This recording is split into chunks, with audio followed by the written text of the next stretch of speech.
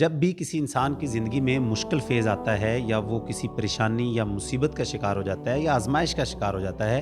تو حقیقت میں سب سے پہلا کام جو کرنے والا ہوتا ہے وہ یہ ہے کہ انسان کو اپنے اعمال پر غور کرنا چاہیے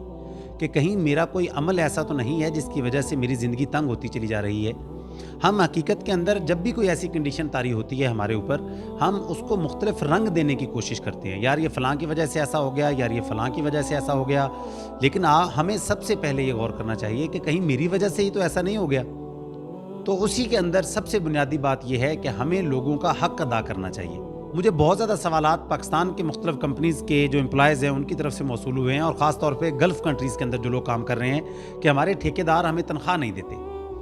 یعنی آپ یہ کیسے یہ گمان کر سکتے ہیں کہ آپ کسی انسان کا حق دبا کر بیٹھیں، اس کو تنگ کریں اور اس کے بدلے میں قدرت آپ کی زندگی کے اندر سکون کو نازل کر دے۔ نبی صلی اللہ علیہ وسلم نے فرمایا کہ مزدور کا پسینہ خشک ہونے سے پہلے اس کو اس کا حق ادا کر دو۔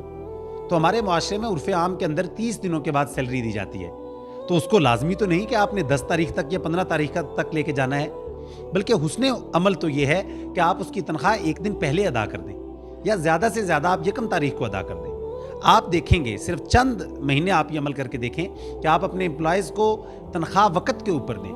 نبی صلی اللہ علیہ وسلم کے اس فرمان کی روشنی میں آپ جب سنت پر عمل کریں گے تو اللہ تعالیٰ اس کے بدلے میں آپ کے رزق میں اور کاروبار میں برکت کو نازل کرے گا۔ تو خدا را اللہ سے ڈر جائیں، ہمیشہ ہر معاملے کے اندر یہ احساس رکھا کریں کہ اللہ تعالیٰ آپ کو دیکھ رہا ہے۔ ہمیں کسی کیمرے کی ضرورت نہیں ہے، ہمیں کسی نگرانی کی ضرورت نہیں ہے اور کسی قانون کی ضرورت نہیں ہے۔ ہمیں تو سب سے زیادہ اس بات کا خوف ہونا چاہیے کہ اللہ تعالیٰ ہمیں دیکھ رہے ہیں۔ یہ دنیاوی قانون اور دنیاوی کیمرے اور دنیاوی سختیاں تو بعد کی بات ہیں، یہ تو بہت چھوٹا بیریئر ہے ایک مسلمان کے لیے۔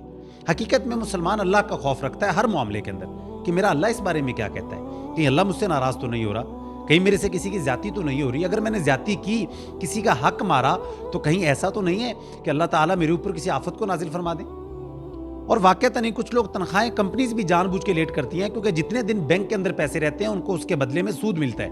پیسے ملتے ہیں ان کو، تو وہ ان کی کوشش ہوتی ہے کہ سیلری لیٹ سے لیٹ ہو۔ لیکن آپ یہ بھی تو دیکھیں کہ آپ اپنے مسلمان کا حق مار رہے ہیں۔ ہم سب کو اللہ سے ڈر جانا چاہیے، اور اللہ کا قرآن کہتا ہے حقدار کو اس کا حق دو اور احسن طریقے سے دیں۔ یقین مانیں، آپ لوگوں کے ساتھ بھلائی کریں، اللہ آپ کے ساتھ بھلائی کرے گا۔ آپ لوگوں کو ان کا حق دیں وقت سے پہلے، اللہ آپ کو وہ چیزیں دے گا جس کے آپ حقدار نہیں ہیں۔